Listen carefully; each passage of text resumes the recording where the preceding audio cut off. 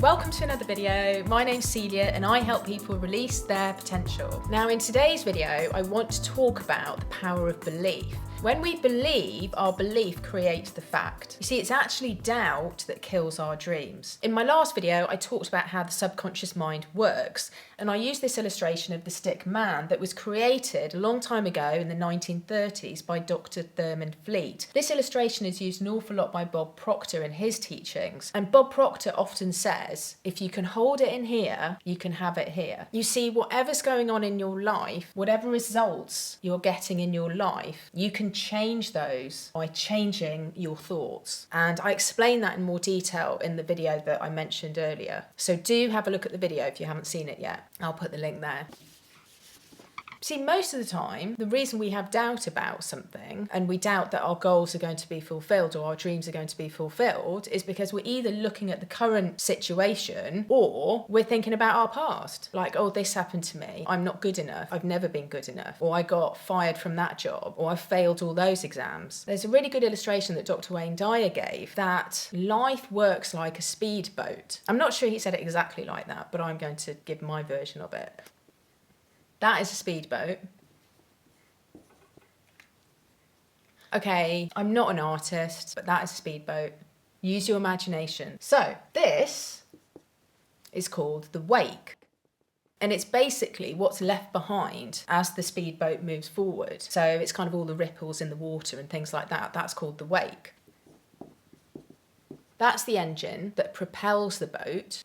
And that's the direction the boat's going in, right? So it's pretty simple. You don't look back at the wake and think that's driving the boat forward. It's the engine that propels the boat forward, which is happening now. So what you're thinking about, what you're doing right now in this moment is what's propelling your life forward. It's not your past. I love this illustration. I think it makes it very clear that whatever we've left behind in our life, whatever's happened in our past does not determine our future. What we're doing now, what we're thinking now determines our future. But if you're thinking about your past, you're bringing the past into the now, and that's what's determining your future.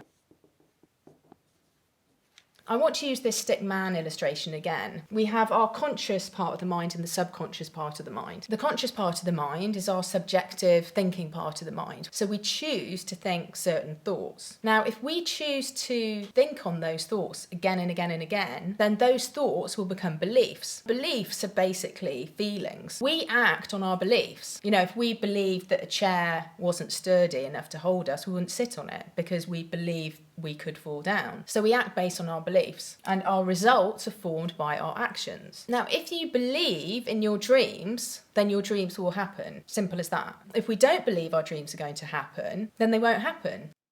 So we have positive and negative thoughts. So we can choose to think positive thoughts or negative thoughts. And if we think a positive thought,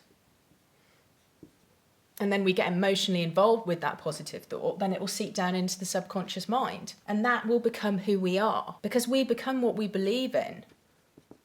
If you have a negative thought, maybe you had a really bad relationship and that thought comes into your mind, well, it didn't work out for me last time, then it's easy to say it's your past which is determining your future. But the only reason your past is determining your future is because you're living your past now. You're bringing your past into now. You keep living in the past. Your past has got nothing to do with your future. Nothing to do with it. Absolutely nothing. Only if you're thinking about it now will it affect your future. It should be encouraging because it doesn't matter what's happened in your past. A really good living example of this is Oprah Winfrey. As a child, Oprah Winfrey had to wear potato sacks as clothing because they didn't have enough money for clothing. She's now one of the most wealthiest people on the planet. I think she's worth $2.5 or $6 billion from potato sacks to billions. If she looked at her past, oh no, so envious, people got loads of money, I haven't got any money, I'm not going to be able to make money. If she thought those thoughts of her past and the traumatic upbringing she'd had, there's no way she'd be living the way she is now. Stephen King was rejected by loads of publishers before he actually got accepted by one. He has now sold over 350 million copies, let alone how successful he's been with his films. But what if he'd said, oh, well, I got rejected, oh, I've been rejected again.